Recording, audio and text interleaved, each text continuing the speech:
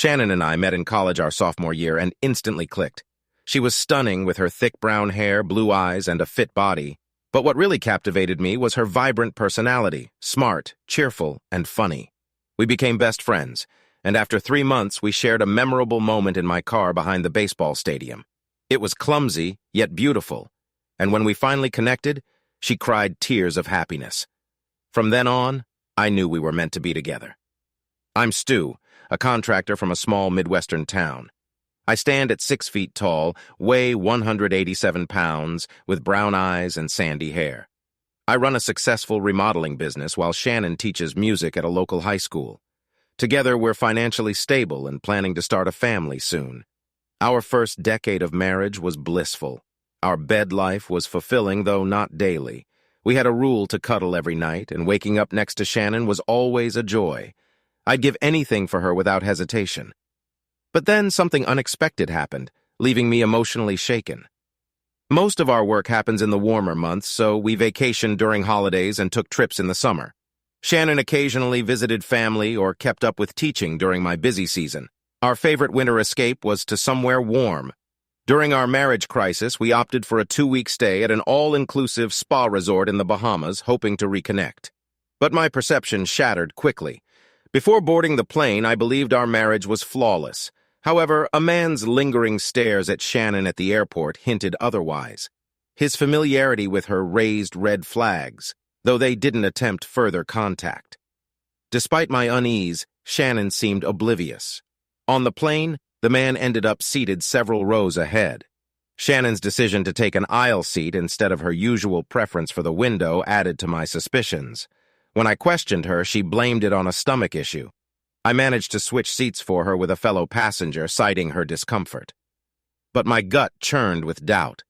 Normally, I sleep fine on planes, but my anxiety kept me awake during the flight from Minneapolis to Miami, and pretending to sleep, I couldn't shake the feeling of unease.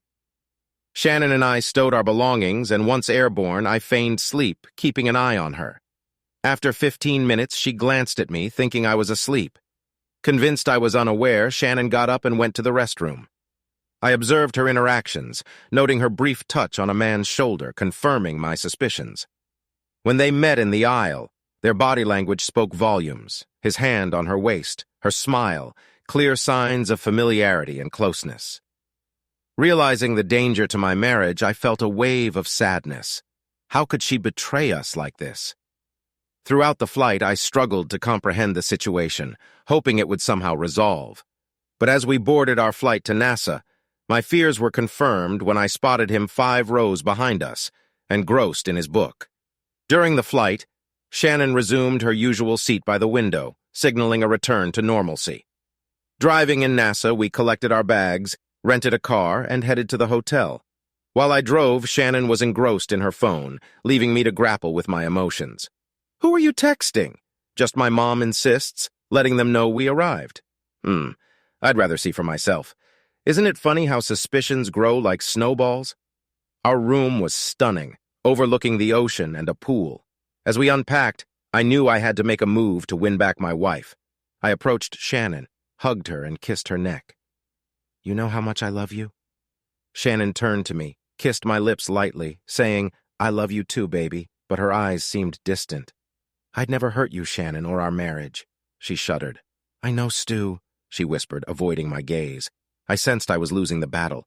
If she hadn't strayed yet, she would soon. I released her and rushed to the bathroom, trying to gather my thoughts. How did this happen? What did I miss? Can I save us? Or is it too late? I splashed my face and returned to find Shannon with a strange look. "Stu, I got my period and forgot tampons." "What? It just started, but this isn't normal. Maybe it's the excitement of the trip. I'll get some." She laughed, closing the door. At first I thought it might slow her affair, but then doubt crept in. This never happened before. Was she lying to avoid closeness? It seemed so, and it tore me apart. If that's true, she's not the woman I married. No one could be so treacherous and cruel, letting me plan and pay for this trip just to betray me. I felt lost, like I was losing my mind. Who was this woman I loved for over 10 years? Spotting her phone by the TV, I turned it on, finding no password change. I checked her messages with Anthony Eisner starting in the car. Anthony, hey hot, can't wait to have you. Shannon, you almost got us caught. Anthony, I almost kissed you on the plane. Shannon, Stu is asleep. I liked your squeeze. Anthony, I'm in the lobby. Is Stu acting weird? Their conversation continued in the hotel room. Anthony, when will you leave Stu? Shannon, Stu's a good husband. Anthony, but I'm better in bed. Shannon, Stu's good, but I need more. Let's make a baby. Anthony, I'll make you wet. Shannon, Stu won't touch me. I'll lie about my period. Anthony, he's so stupid. Shannon, don't call him that. Anthony, meet me in the lobby. Shannon, give me 5. I stood in shock, considering using the texts in a divorce, but then I decided against it. My phone held all my personal data. She started this mess, so I let her deal with it. I kept both phones, knowing she'd notice hers missing soon, but I'd be gone by then. Bile rose in my throat, and I vomited. I glanced at the beautiful Caribbean Sea, once the source of my happiness, just 8 hours ago. Preparing for a romantic 2 weeks, my world collapsed. Alone, shocked, and angry. I wanted revenge on them both. Divorce was certain, but I craved more. Looking out the window, I saw them kissing by the pool. I grabbed my camera and recorded their actions, planning to use it later. They must have a plan to keep me occupied while they were together. It hit me. They intended to spend 2 weeks together, so why not beat them to it? I needed to know how they planned to keep me busy. I continued filming until they kissed once more, and Shannon walked away. I returned to the bathroom, turning on the shower to calm down. If she asked, I'd say it helped me relax after the flight and rid myself of the airplane smell. 5 minutes later, I heard the door open and close. "I'm back," she shouted. "I brought water and tampons." "Great, I'll be out soon. Why bring water? The resort provides it." Then it hit me. She plans to medicate me. I pondered my options. If I refuse, she'll suspect. If I drink and she's poisoned, she and her lover will leave. What to do? I dried off, contemplating. She knocked, concerned about my time. Was it for me or her date? Anger surged, but I composed myself. She handed me a bottle already opened. "Stay hydrated," she said, avoiding eye contact. Pretending to drink, I discreetly emptied and refilled it in the bathroom. Back in the room, she unpacked, unaware of my ruse. Noticing a hot dress, I questioned its purpose. She smiled, claiming she brought it. "Aren't you tired?" I hinted at her deceit. Pretending to drink, I feigned drowsiness, my heart racing. "Yeah, I'm a bit tired," I said lazily. "What time for dinner? Seating's in a couple of hours." "Rest, I'll wake you," she said sincerely. "Okay, won't sleep long." "Want time with you," I said, trying to mask her reaction. "Love you," she replied, less convincingly. I pretended to drift off, hearing her call someone. "Please," I'd fooled her. "I'll be at Sandpiper Bar in an hour," she said, giggling. "Can't wait, love, bye." She hung up, preparing for her night out. Anger simmered as I feigned sleep, watching her. As soon as she showered, I searched her purse, finding unlabeled pills. I pocketed some, returned to bed, and waited for her to leave. Once alone, I dressed quickly, formulating a plan. First on my agenda was to gather more substantial video evidence of their affair. Secondly, I was determined to throw a wrench into their plans for the remainder of the trip. Though I hadn't yet formulated a clear strategy, I was resolved that both of them would face consequences for their deceit. Thirdly, I decided it was time to cut the trip short and initiate divorce proceedings as soon as possible. I couldn't afford to wait and allow Shannon the opportunity to sabotage our finances or make other moves against me. After hastily dressing, I grabbed my camera and hurried out of the room.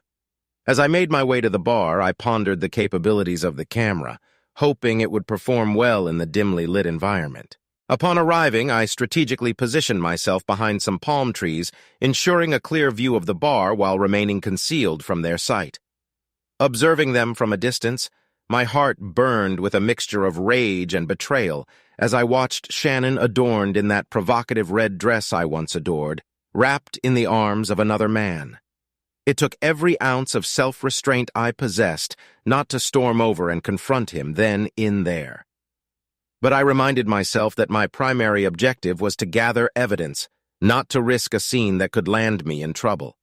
With steady hands, I captured their every interaction, each kiss and caress, each shared laugh, all the while feeling a deep sense of anguish at the sight of my wife behaving so carnally with another man. As the hours passed, my resolve wavered, and I contemplated retreating to our room, now mine alone. However, just as I was about to leave, I noticed them departing the dance floor with a sense of urgency. Curiosity piqued, I discreetly followed them, maintaining a safe distance to avoid detection. Along the way, they paused intermittently to steal affectionate moments, and I diligently recorded their every move. Eventually, they arrived at his modest room, situated away from the ocean view, a stark contrast to the luxury we had enjoyed together.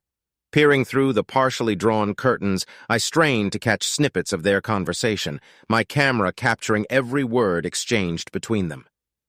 Despite the pain gnawing at my heart, I remained steadfast, knowing that the evidence I gathered would be crucial in the days to come. As they was undressed, I couldn't help but notice his impressive size, though it was no excuse for her betrayal or for allowing him to father a child. I lingered outside, recording their passionate encounter, which seemed endless. Not only was he well endowed, but he also displayed remarkable stamina. Approaching midnight, I anticipated her departure, only to overhear their unsettling conversation. Concerned about the pills she'd given me, she worriedly asked about their safety. He assured her I'd sleep for hours without damage, proposing a dosage plan to prolong our separation. Their callous laughter fueled my fury.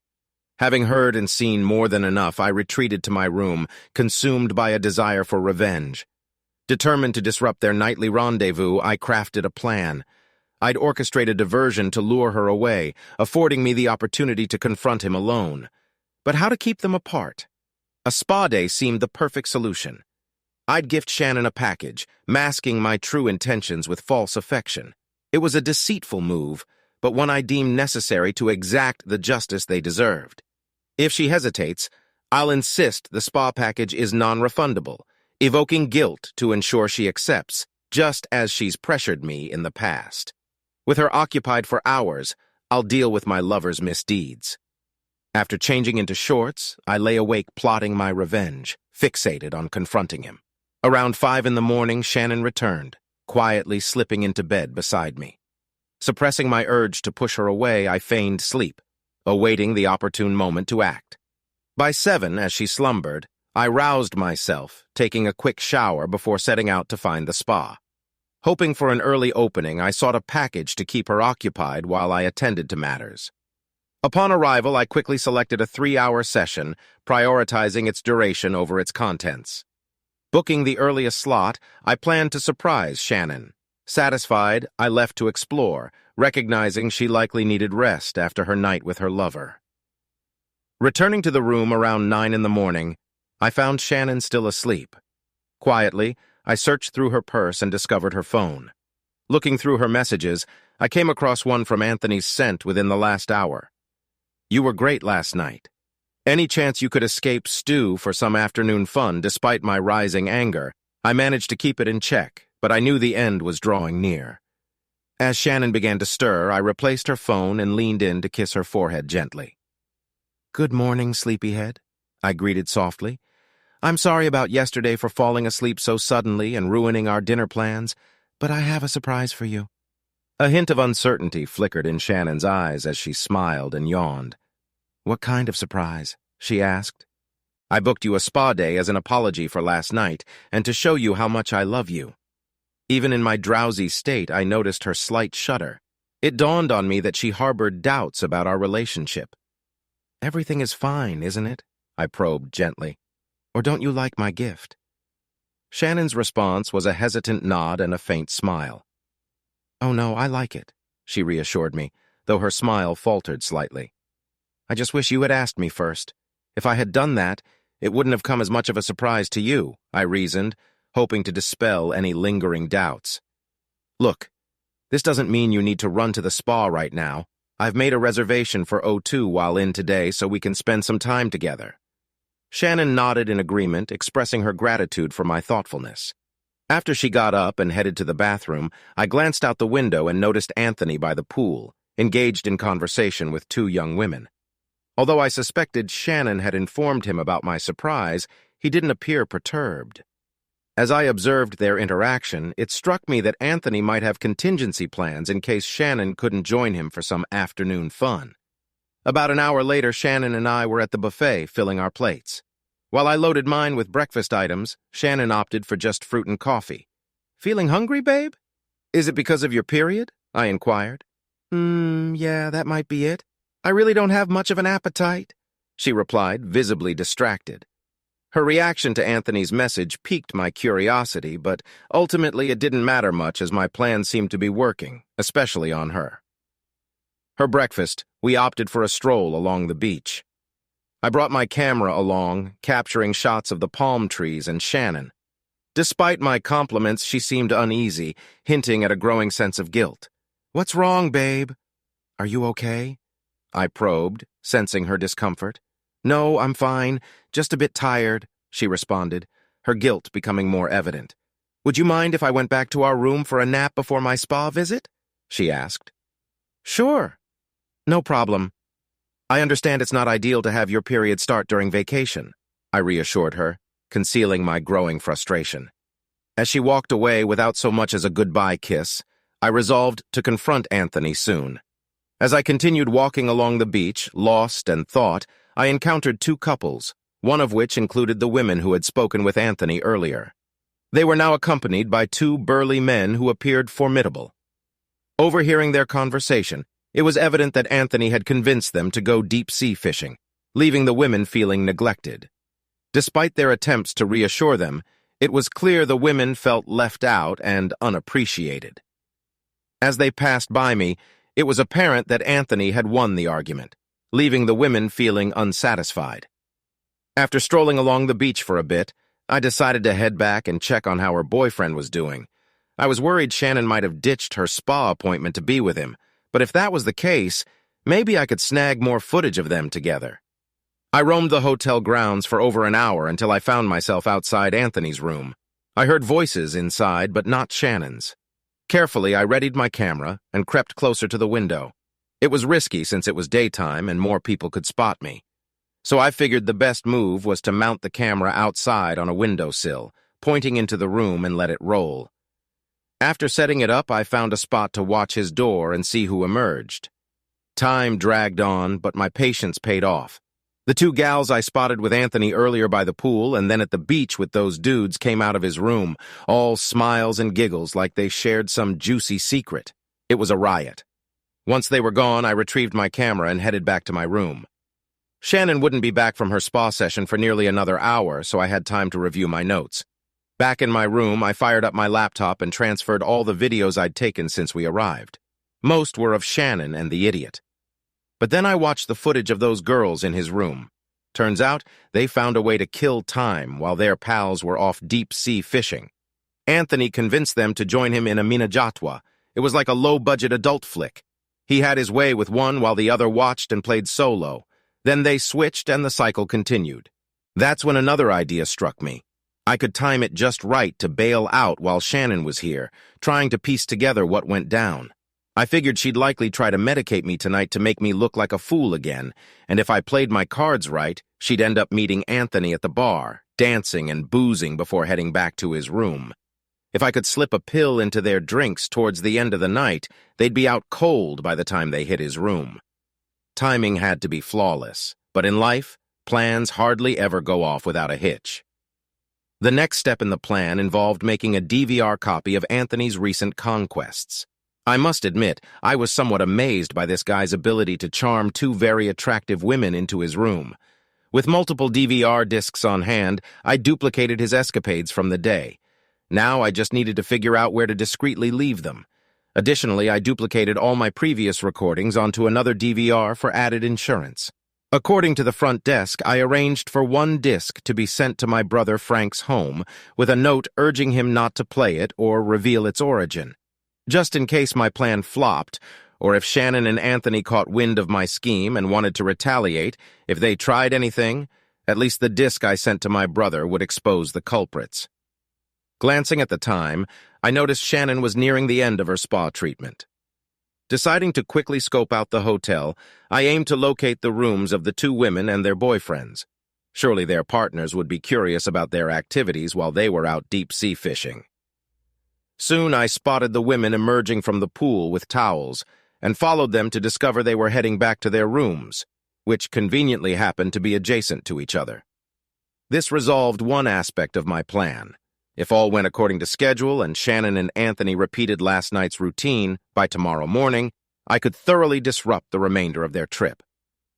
Returning to my room, I called the airline to inquire about the earliest flight. Unfortunately, the earliest available was at 10 HRS a.m., later than I had hoped, but I booked it nonetheless. Then, I informed the front desk that my wife and I had to depart the following morning due to a sudden emergency at home, checking out at 8 in the morning. They expressed sympathy and wished me well, and I thanked them before heading back to the room. Now, I was fully committed to my plan. No matter what obstacles arose, if things didn't unfold as I envisioned, I'd still catch a plane in the morning and beat Shannon home. At least I could spoil everything for her before her arrival. But if by some miracle, everything fell into place according to my scheme, she'd be stranded here for days, maybe weeks, allowing me ample time to wreak havoc in her life. The plan was straightforward. First, I'd let Shannon believe she had medicated me, feigning sleep so she and Anthony could enjoy their evening together. Second, I'd return to the bar, observing and biding my time, to spike their drinks with whatever substance Shannon had attempted on me. If I timed it perfectly, they'd pass out just before reaching his room or immediately upon arrival. Timing was crucial. Third, once they were in the room, I'd intervene, escort Shannon back to our room, and then return to thoroughly strip Anthony of his belongings. I'd nab his wallet, cash, passport, credit cards, clothes, everything he brought. Then I'd locate the rooms of the two women Anthony had engaged with previously and discreetly slip the DVR drives under their doors, hoping one of their boyfriends would discover them first and view the footage. I was certain they wouldn't be pleased with their girlfriend's activities in their absence. Anthony's license plate was clearly visible on the video, ensuring they'd have no trouble tracking him down. Fifth, I'd treat Shannon the same way I did Anthony. I'd strip her of all her belongings except clothes and a purse, leaving a note in her empty wallet to assign blame. With everything set, all I could do now was wait for the players to make their moves. Shannon returned to her room at 5:30 in the evening, looking more serene and radiant than ever. It pained me to consider how she had ended our marriage, knowing I'd never have her beauty by my side again. "Stu, thank you so much for the spa day. It was incredible. I feel like a whole new person," she exclaimed, glowing with satisfaction. "I'm thrilled you enjoyed it. Initially, you didn't seem too keen when I suggested it, but now I'm glad you did. I just wanted to show you how much you mean to me," I replied, noticing her wince and the glint of tears in her eyes. "Thanks again. I really enjoyed it, and I love you," she said this time with more conviction and emotion. "Anytime, baby, we've got dinner reservations for 7. "How about we rest up and then get ready?" I suggested. She nodded and headed to the bathroom, taking her purse along. A few minutes later, she emerged with 2 bottles of water, handing one to me. "Here, drink up. I want to go dancing tonight, so you better start hydrating now," she said with a wink. All right. Let me hit the bathroom first," I chuckled. Once inside, I went through the familiar routine, emptying the bottle and refilling it with water from the counter. I flushed the toilet to make it sound like I was occupied before returning to the bedroom. Continuing to sip water after 15 minutes, I began to faint sleep, snoring lightly as I watched Shannon prepare for her evening with Anthony. Unbeknownst to her, she headed to the bathroom and started the shower. Seizing the opportunity, I swiftly retrieved her phone to check her messages from her lover. "I can't leave this afternoon. Stu got me a spa package. I couldn't refuse Anthony," she had texted. "No problem, baby. I've got other plans. Are we still on for tonight?" Anthony responded eagerly. "Oh yeah, I can't wait to be with you, Anthony," Shannon replied. Igniting my anger, reading through their exchange, my fury subsided slightly, knowing the end was near. Now all I had to do was tail them to a bar, observe their dance routine for a few hours, and then easily spike their drinks. Or so I hoped. I searched through Shannon's purse and found Anthony's room keycard, pocketing it before neatly arranging everything back. Shannon took a bit longer to get ready than she did something entirely unexpected. She sat beside me on the bed and gently caressed my cheek. "Baby, after this week I'll be all yours. I promise. I just needed to clear my head before we start a family. I'm sorry I couldn't confide in you, but I had to do this. The next few days are for me. I couldn't risk telling you knowing you'd leave me. But I need you more than ever. I love you deeply, but I have to do this," she confessed. Then she leaned in, kissed my cheek, and whispered, "I love you so much, Stu." Initially, I thought she had realized I was awake. But then I realized she was trying to ease her own guilt. However, it was too late for that. Soon she was fully dressed and walked out the door. As soon as the door closed, I sprang out of bed, got dressed, and followed closely behind her. They found themselves once again in the same bar as the night before. It was busier than last night, and I even spotted 2 women and their boyfriends from the beach. If my plan succeeded, they wouldn't be together. The next morning, I found myself in the same spot as the previous evening. I settled in and began recording the evening's events with my trusty camera. The night unfolded as expected, and soon both were seated at the table, chatting and laughing. As the hour grew late, I realized it was time to medicate them with sleeping pills. I quickly made my way to the bar, ensuring they didn't notice me. Finding an empty seat near where the waitresses prepared drinks, I ordered a beer, keeping a watchful eye on them. Observing closely, I noticed a waitress taking their order and promptly relaying it to the bartender. I seized the opportunity as she placed her order, calling over another bartender to order the same drinks. As the first bartender turned away to fulfill the order, I discreetly opened a capsule and poured its contents into each drink, stirring to dissolve the powder. It fizzled slightly but blended seamlessly. With a glass in each hand, I maneuvered past the waitress, ensuring to shield the exchange from view. Thankfully, the crowded bar provided ample cover, and my actions went unnoticed. I distanced myself from the waitress, giving her the chance to deliver the drinks to the happy couple. Swiftly, I left the bar and returned to my observation spot, anxiously watching. The waitress served them their drinks, and I waited, hoping my timing was right. It was just past 1 in the morning, so if the medication worked as planned, they'd remain unconscious until around 11 in the morning. It'd be ideal if they made it to Anthony's room before passing out.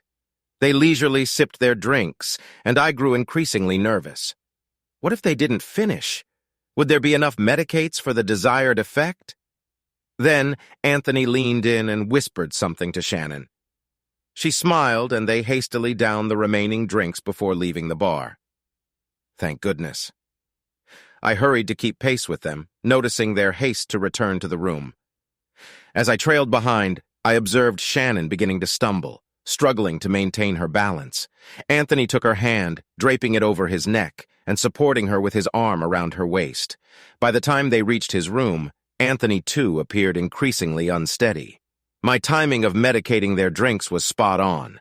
Now I just had to wait for the full effect.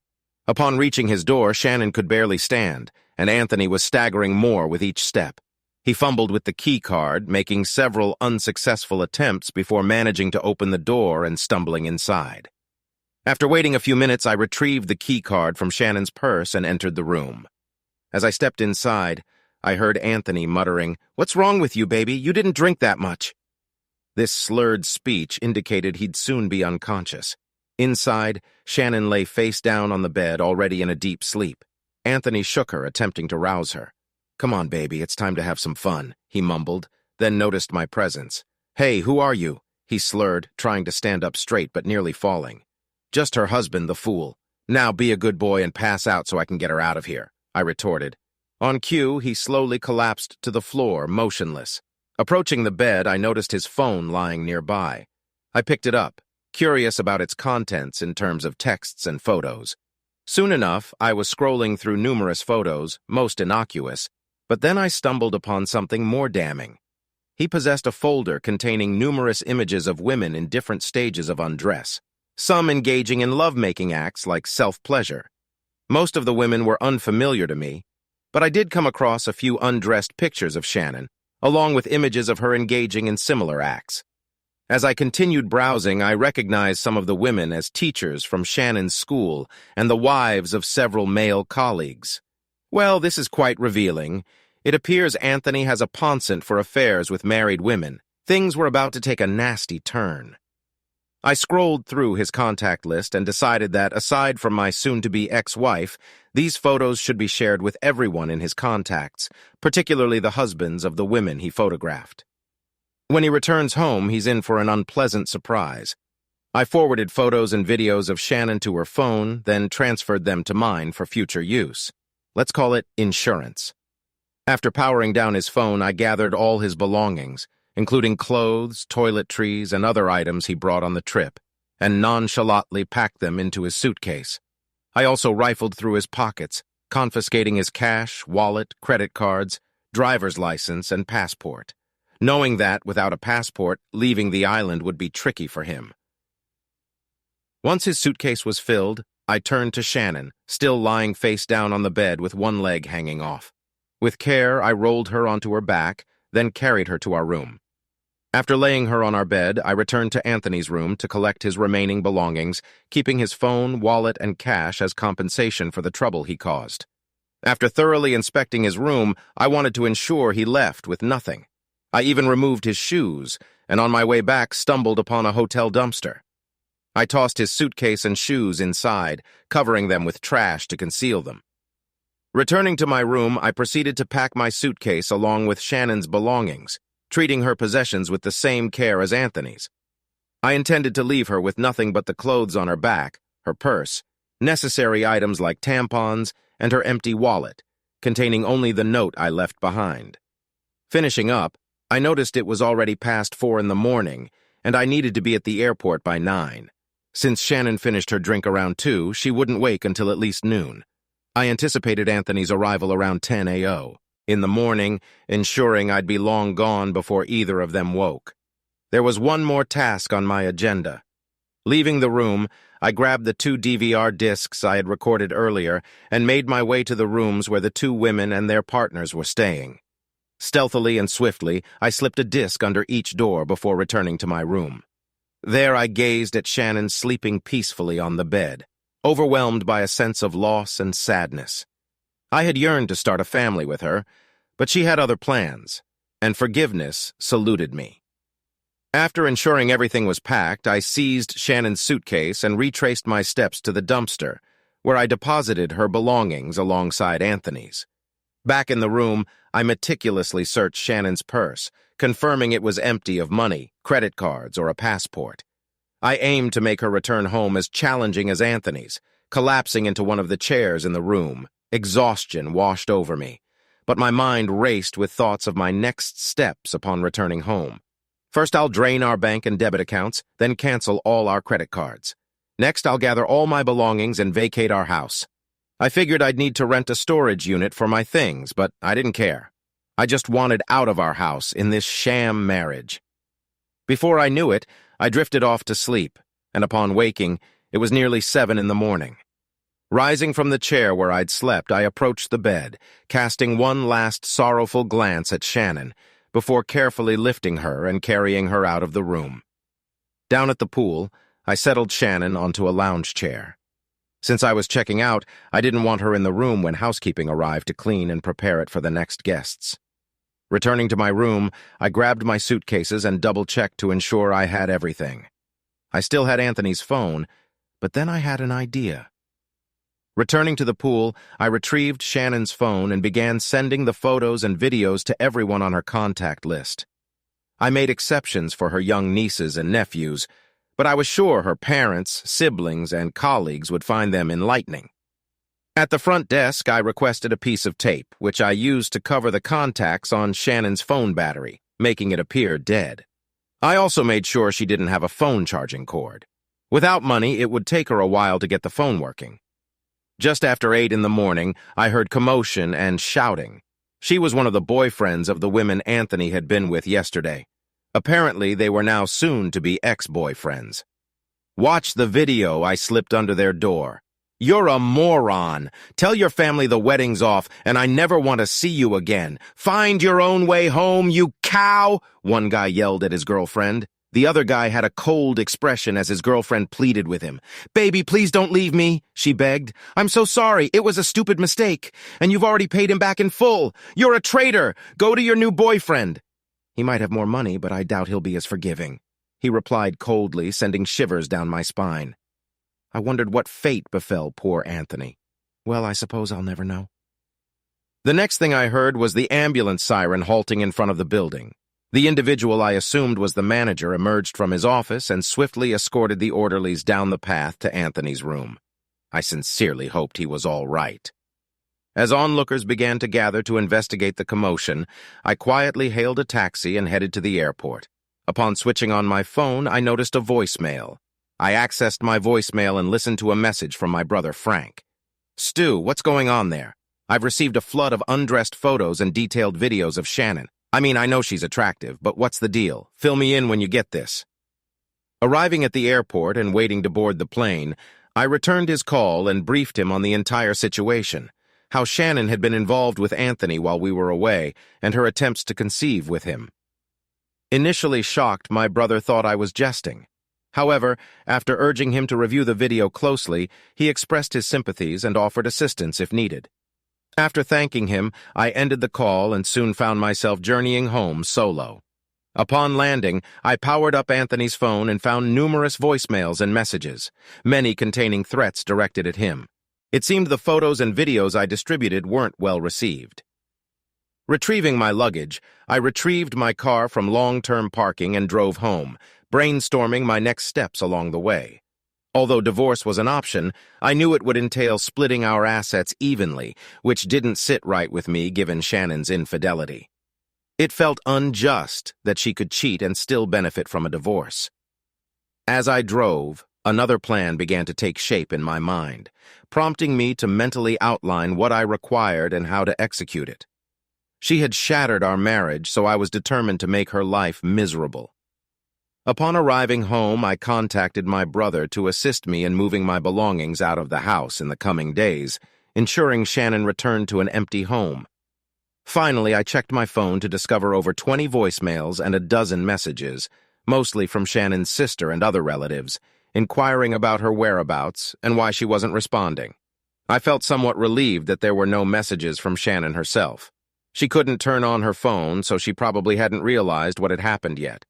I chuckled at the notion that when she eventually powered on her phone, she'd be greeted by a flood of texts and voicemails, inquiring about the photos and videos she unwittingly sent. She was in for quite a rude awakening. My first task was to cancel all our credit cards and transfer our money from our joint bank account to my personal one. Then, I began gathering my clothes and personal items I wanted to keep. Any gifts Shannon had given me over the years were promptly discarded, unless they held significant value, in which case I either sold them online or pawned them. Upon arriving home, I promptly switched off the home phone, directing all communication to my cell phone. It was around 11 p.m. when I finally checked my cell phone and found numerous texts and voicemails from Shannon. She seemed to have gotten her phone working again. Her initial messages inquired about my whereabouts and expressed concern, but as she realized the situation, her tone shifted. "Why? Why did you do this to me? Couldn't we talk first?" She pleaded in subsequent messages, deciding it would only be a few messages. Only upset her further, I ignored the rest of her messages. The following day was busy. Unsure when Shannon would return home, I had to act swiftly. I purchased boxes to pack our remaining belongings and rented a warehouse large enough to store everything. Next, I visited the bank to deplete our joint account, transferring the remaining funds to my business account, which I planned to close and abscond with the money. But before I could depart for good, there was one more task to undertake. Our small starter home, initially intended to accommodate our growing family, would now serve a different purpose. Armed with my knowledge of construction and renovation, I embarked on a mission to make extreme alterations to our home, albeit in a non-traditional manner. Gathering supplies across the city, I prepared to give Shannon a visit she'd never forget. Later that morning, my brother Frank arrived with his pickup truck. After discussing my situation, we began loading my belongings onto his truck. It took over 5 hours and 3 trips to the warehouse, but by day's end, I had officially relocated. I kept my plans for the house and Shannon's surprise to myself, knowing Frank would try to dissuade me if he knew. He inquired about my near-future plans.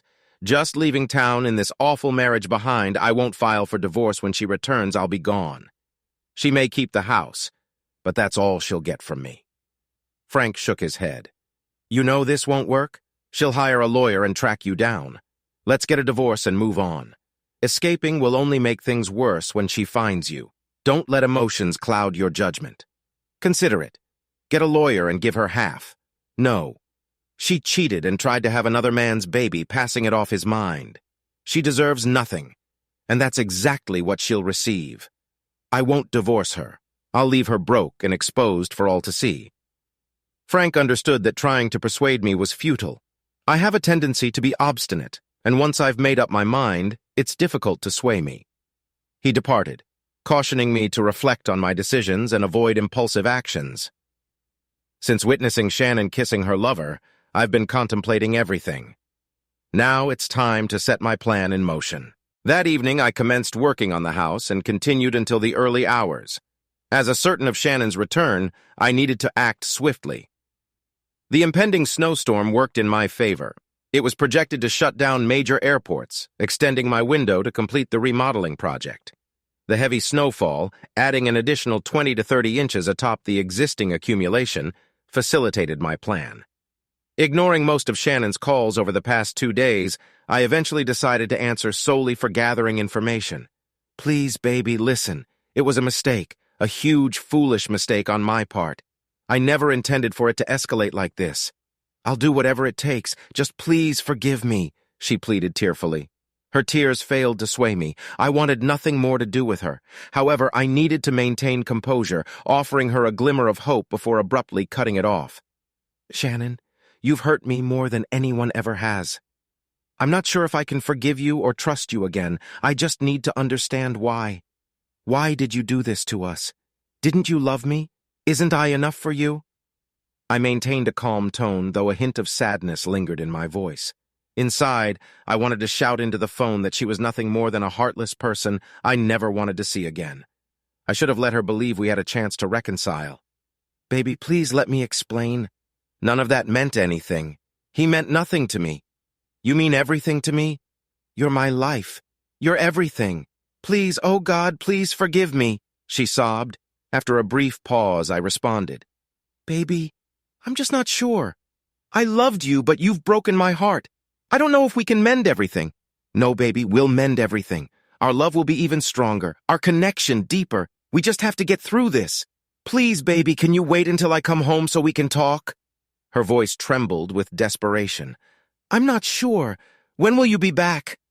Well, there's a hitch. I don't have my passport or a plane ticket. My sister is sending me some money since all my credit cards were stolen. Oh, that reminds me.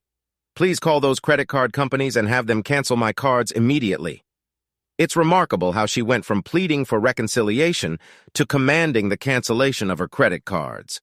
Quite a transformation. All right, I'll handle it right away. So any idea when you'll be back home? I think in a few days. I spoke with the American consulate here and they'll issue me a new passport. Let me know when you depart. Sure, I'll do that. Stu, yes, I love you. See you when you're back home. I ended the call. This means she won't return for a few more days. Perfect. I figured this would give me ample time to ensure my home renovations were completed and to take care of a few things to help kickstart a new life without her. The following day, Frank called to check in and invite me over for dinner. I accepted as I hadn't had home-cooked food in over a week, surviving on pizza and Chinese takeout. After assuring Frank I wouldn't do anything impulsive, Shannon called. Hey, baby, I just got word that I'll be getting a new passport in a couple of days. All I need now is a plane ticket home. I could be with you in a few days. And if I catch an early flight, I'll be home later in the evening. Will you meet me at the airport? I really want us to talk as soon as possible. This might not be the best idea, Shannon. It'd be better to ask your sister to pick you up and take you home. We can talk once you're back. I just placated her. By the time she arrives, I'll be at least 100 miles away. Okay, baby, I love you. And I believe if you give me a chance, we can work through this, all right? Stu? Yes, we'll talk, and then we'll see. No guarantees. I deceived her just as she once did to me. Now that I knew when she'd be back, I had ample time to tie up loose ends before leaving town. First, I sold my work truck and bought another one, used but in good shape, registered under a friend's name. Secondly, I had to inform my employees that I was shutting down the business due to my impending divorce. It was regrettable to leave so abruptly, but I owed them an explanation. Next, I contacted a college buddy now residing in Colorado. After graduation, he had suggested we go into business together. With seasonal housing needs, he promised steady work year-round. He was surprised by my situation with Shannon, recalling us as a perfect couple during our dating days. I inquired if he needed an assistant, and he gladly welcomed me, noting the surge in workload due to changing marijuana laws. I requested an informal arrangement to prevent Shannon from tracing my whereabouts or accessing any funds from me. Everything was arranged, and all that remained was for me to depart. Shannon called multiple times daily, professing her love and pleading for forgiveness. She provided daily updates on her return, promising lifelong devotion upon her arrival. The day before her return, I loaded my new truck and emptied the house, leaving behind only Shannon's belongings or items of no value to me. Departing early in the morning, I aimed to slip out of the city unnoticed. I asked my neighbor to record Shannon's return as a favor, promising to alert him when she arrived, hinting at a surprise. Unaware of our marital strife, he cheerfully agreed, awaiting my call the following day. Everything was set as I departed the city, heading south toward my new life without Shannon. It would be a 2-day journey to my friend's house, and by then, Shannon would already be home. Along the way, I felt less angry and more serene than I had the previous week. Ever since I witnessed Shannon and Anthony together by the pool, it seemed like my life had gone down the drain. Now, however, I began to extricate myself from that pit of despair. Shannon called around noon and informed me she would be home the next day around 4:00 p.m. She inquired again if I could pick her up at the airport, but I explained I had errands to run and would return home after her arrival. She could just come in when she got there. Afterward, I phoned my neighbor, instructing him to be prepared with a video camera to capture the surprise I had planned for my wife. The following day, I was only an hour away from my friend's house in Colorado when Shannon called me. The house, it collapsed, just caved in on itself. It must be because of the snow. I barely put the key in the lock and turned it when suddenly there was this loud crash and the roof collapsed.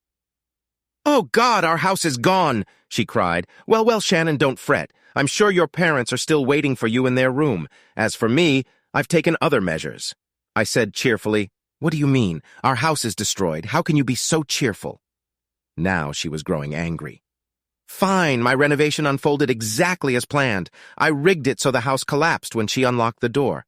I installed temporary bracing in the basement and used a chainsaw to cut the nails in the floor. The front door lock was connected to a switch that activated a winch I bought cheaply at a pawn shop. Using a pulley and ropes attached to temporary supports, as soon as she turned the key, the winch engaged and our house collapsed. You see, dear, our house didn't collapse on its own due to the snow. I had a hand in it, just as you did with our marriage. Best of luck finding a new home." At that moment, I reset it and called my neighbor. "Stu, you won't believe what happened. Your house just collapsed. Must have buckled under the snow, though there wasn't much of it. At least not enough to cause this much damage." He was thrilled. "I've got it all on tape, and luckily your wife is okay." She was trying to open the door when it happened, and bam! The whole thing just fell in on itself.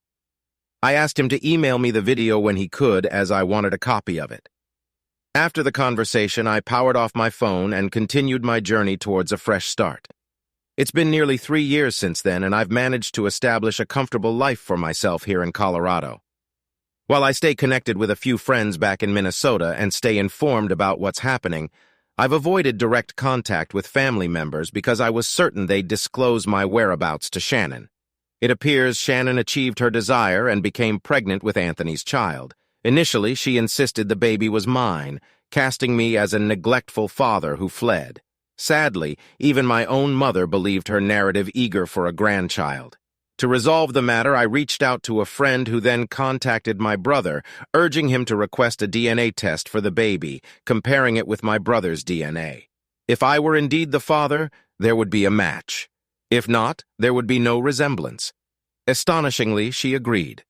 When the results arrived, my mother promptly expelled her from the house, vehemently denouncing her and her illegitimate child. Regarding Anthony, it seems he suffered severe injuries inflicted by those two men at the resort, spending over a week hospitalized before returning home. Upon his arrival, several other men, or rather ex-husbands, were waiting to confront him. He has since departed town for an undisclosed location, but rumors suggest he may be impotent. It seems his days of promiscuity are over. Outro music playing.